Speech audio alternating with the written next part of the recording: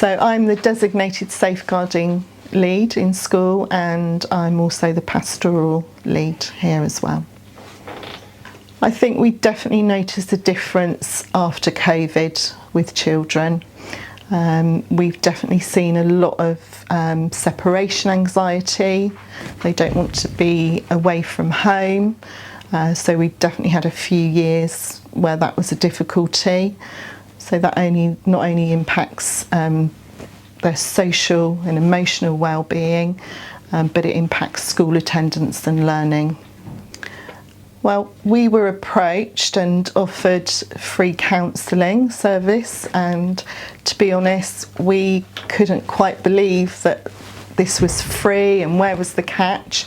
So we just went with it and said, okay, let's give it a go, and we've been very happy and very grateful for the service.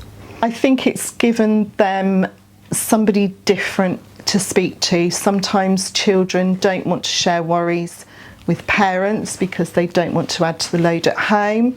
Sometimes they don't want to tell school staff what's going on, so having an independent person come in, someone who will listen to them, talk to them and give them strategies, is a new dimension for them. I think I have noticed that a lot of children now have more confidence to speak up and to say when they feel worried, when they feel upset, when things are not going right for them, and also they now have the tools to help themselves, which is really an important life skill, because we won't always be there to support them. So if they are able to do that for themselves, that's a positive.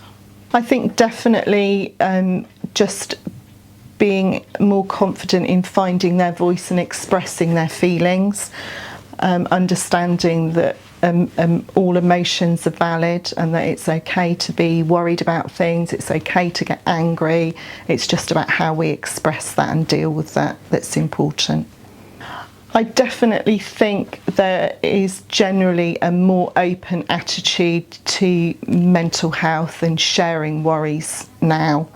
In our school, every classroom has a I wish my teacher knew box, so if children have got worries they can write them down and share them.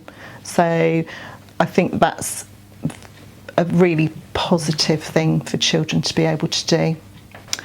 Yes, I've got an example. Just last week I had a meeting with a parent, and the counsellor had been able to provide a sort of checklist that the child needed to do if they felt overwhelmed or anxious, and that's something that we've been able to share in school with teachers as well. So we're all doing the same thing. Counselling gives another level and another deeper understanding of anxiety, but I think it adds to the work we do in PSHE and pastoral support, so that they've got all those tools, and it's just about finding the right tools for them and what works for them.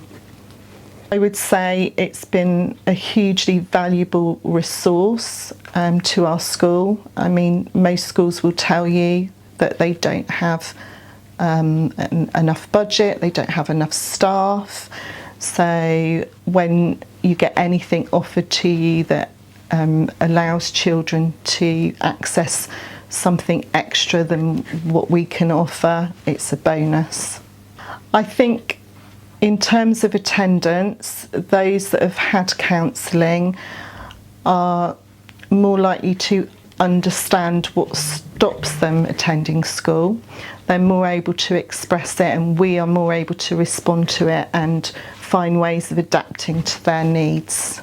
And some of the parents I've spoken to have been really positive about the changes it's made for their children.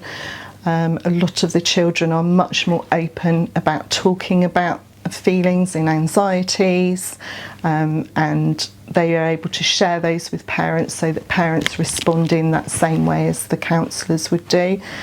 So I think it's been hugely beneficial. I think it's incredibly important. Mental health is a big issue now. I think there's a lot more understanding generally around mental health. I think this generation of children have unique experiences that maybe we don't fully understand, mainly to do with access to social media and that 24-hour cycle of things going on online. So yeah, I think it's a positive. Mental health is not going to go away, and I think the more we talk about it, the more we normalise it, the more people understand it.